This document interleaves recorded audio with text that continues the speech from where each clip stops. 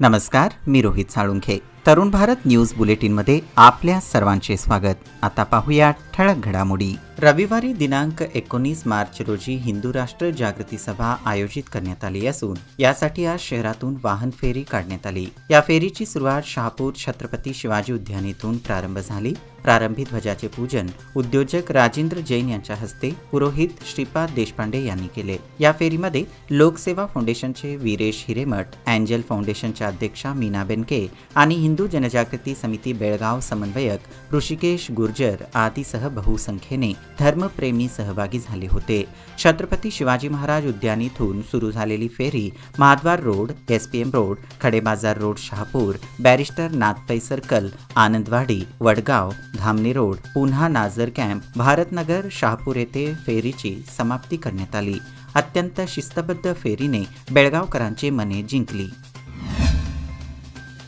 बेळगाव शहरात श्री रेणुकाचार्य यांची जयंती प्रथम शासकीय पद्धतीने मोठ्या उत्साहात साजरी करण्यात आली.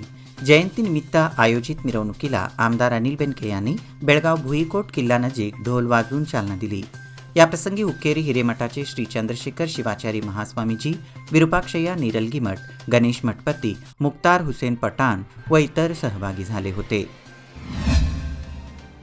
आज बेळगावात आयोजित काँग्रेसच्या कार्यक्रमात माजी मुख्यमंत्री BS येडियुरप्पा यांचे निकटवर्ती मोहन लिंबिकाय यांनी भाजप सोडून काँग्रेसमध्ये प्रवेश केला.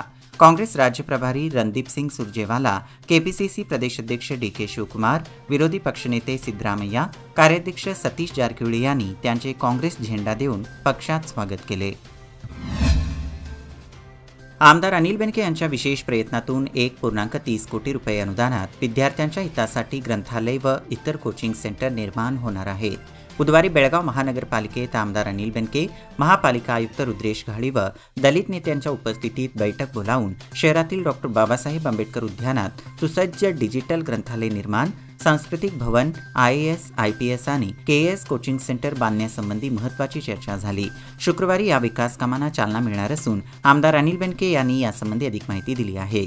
आमदार अनिल बेनके यांच्या या कार्याने दलित नेत्यांनी समाधान व्यक्त करून आमदार अनिल बेनके यांचा सत्कार केला आणि फटाके फोडून आनंदोत्सव साजरा केला.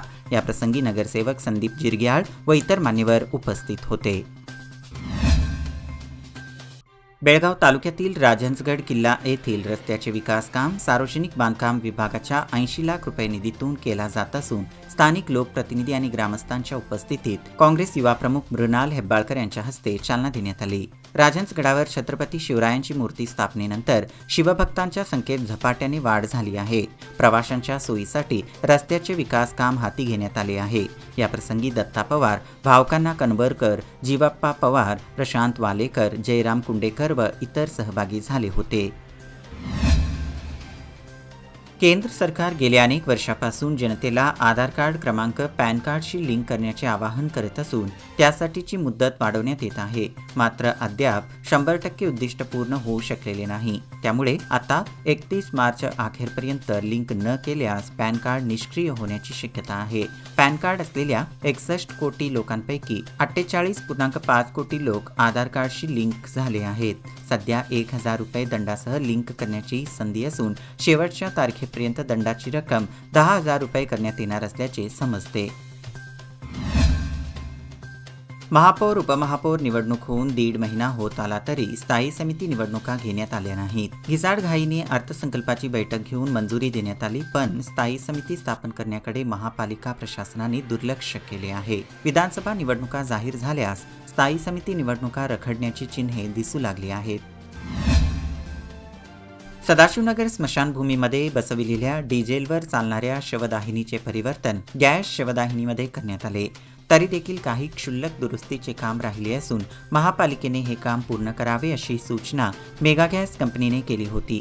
मात्र याकडे महापालिकेच्या अभियंत्यांनी साफ दुर्लक्ष केले असून शवदाहिनीसाठी खर्ची घातलेला निधी वाया गेला आहे. महापालिका आयुक्त याकडे लक्ष देऊन पुढील कामकाज करण्यासाठी पावले उचलतील का असा मुद्दा उपस्थित करण्यात येत आहे. बाळेकुंद्री खुर्द येथील कन्नड शाळेला मिळालेल्या 3 लाखांच्या निधीमध्ये भ्रष्टाचार झाला आहे. याबाबत निवेदन देण्यात आले होते. मात्र या प्रकरणी BEOनी थातुरमातुर उत्तरे दिली आहेत. तेव्हा आता या प्रकरणामध्ये बीईओंचाही समावेश असून त्यांचीही चौकशी करावी या मागणीसाठी कर्नाटक भीमसेनेच्या वतीने जिल्हाधिकाऱ्यांना निवेदन देण्यात आले आहे.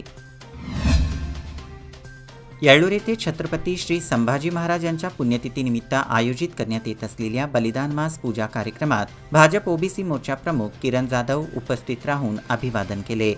छत्रपतींच्या बलिदानाचा जाज्वल्य इतिहास आजची तरुण पिढी ही इतक्या आत्मीयतेने जपत आहे हे खरोखर अभिमानास्पद असल्याचे मत त्यांनी यावेळी व्यक्त केले.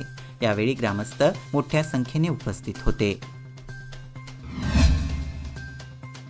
अन्नभाग्य योजनेअंतर्गत गोरगरीब जनतेला वितरित करण्यात येणाऱ्या रेशनमध्ये दुकानदारांकडून काटामारी सुरू आहे.